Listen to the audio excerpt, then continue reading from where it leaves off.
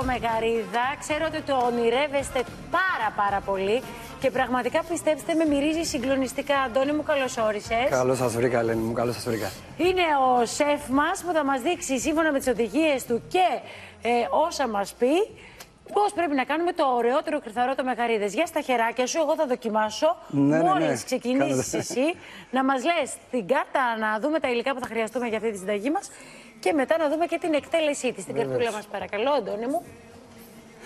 Λοιπόν, ένα δευτερόλεπτο, εδώ είμαστε. Για το κρυθαρότο γαρίδας μας θα χρειαστούμε 500 γραμμάρια κρυθαράκι μέτριο, 500 γραμμάρια γαρίδες με κέλυφος νούμερο 2, 2 λευκά κρεμμύδια μέτρια σε μέγεθος, ένα καρότο, ένα κλονάρι σελερί, ένα κεφάλι σκόρδο, 100 γραμμάρια ντοματίνια, ένα λεμόνι, ένα λάιμ, 200 ml λευκό κρασί.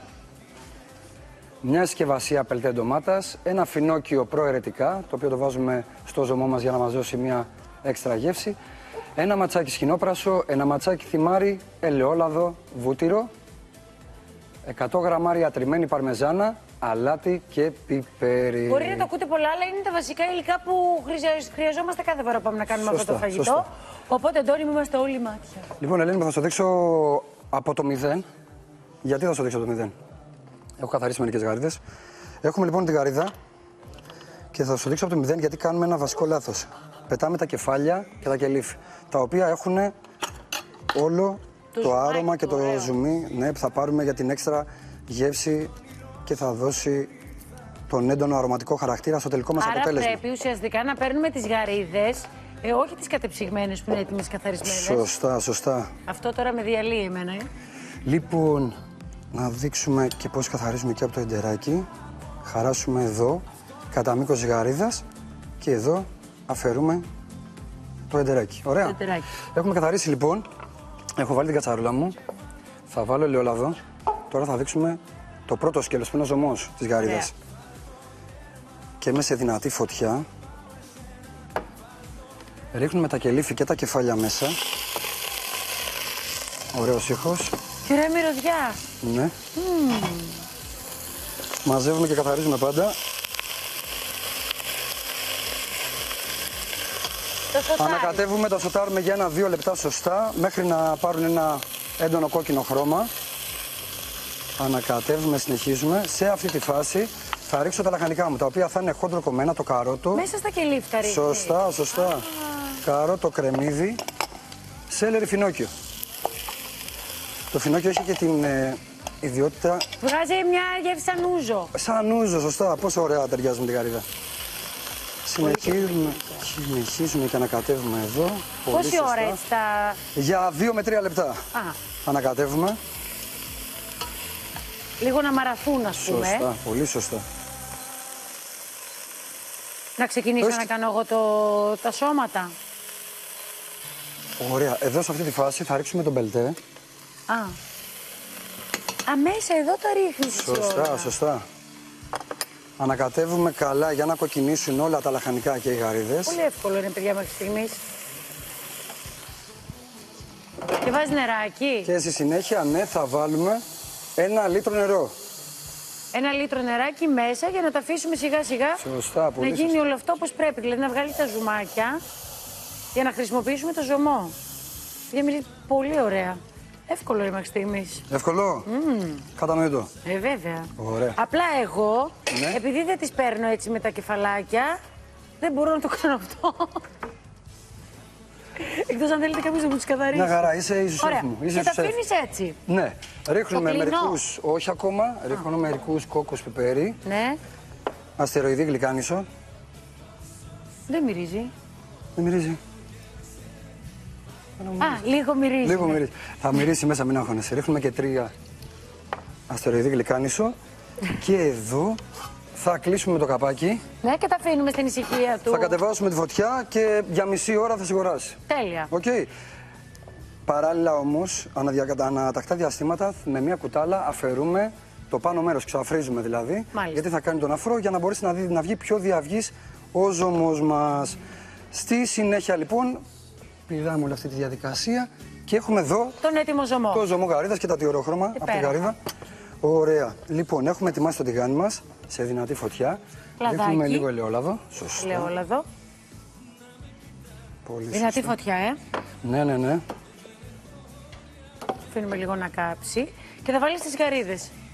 Πολύ σωστά. Έτσι, Έχεις κάνει προετοιμασία στο σπίτι. Έχω κάνει εγώ, επειδή το κρυθαρότο με δυσκολεύει λίγο. Δεν μπορώ να το κάνω έτσι να είναι κρεμόδες, χυλωμένο. Ναι. Το κάνω με μακαρόνι που μου έρχεται πιο εύκολα. Ναι, η άλλη συνταγή είναι με λιμπουίνι, με σπαγκέτι, ίδιο ακριβώς. Λοιπόν, εγώ θα σου πάρω από εδώ για να μην λερώσει τα χεράκια σου. Άρα γιατί φοράω γαντάκια. Σωστά.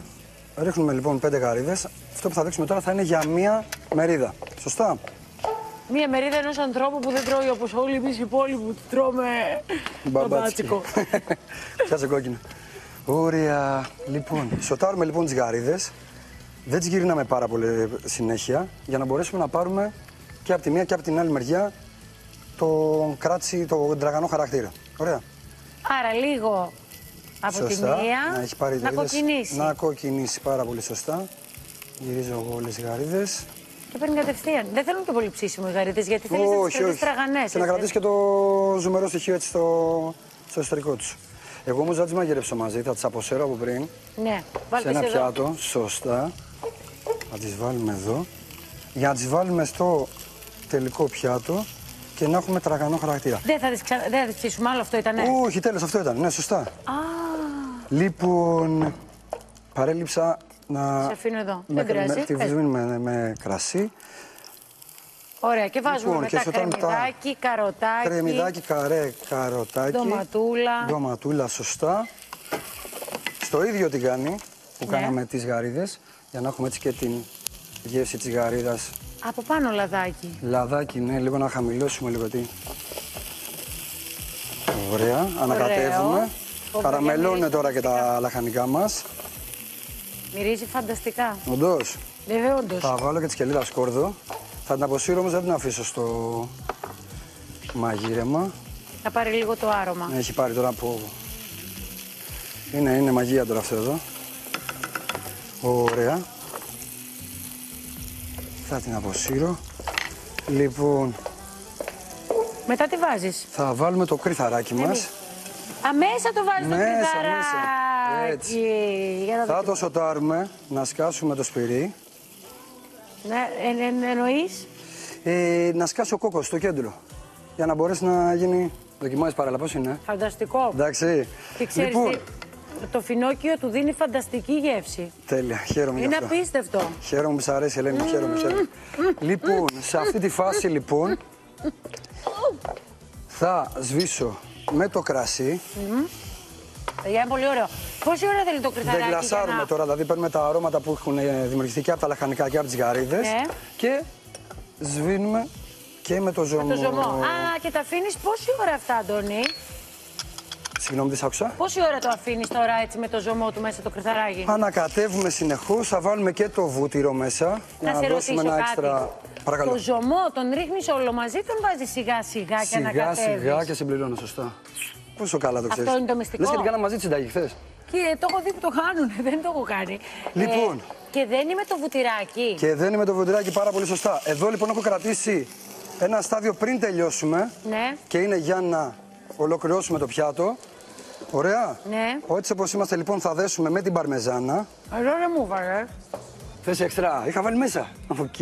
Εγώ τυριά τρώω. Ελένη μου όσο θες, Ελένη μου όσο θες, σε παρακαλώ. Το τυράκι με το κροταρότο είναι... Θες κι άλλο. Όχι, εντάξει, καλά είμαι. Εντάξει.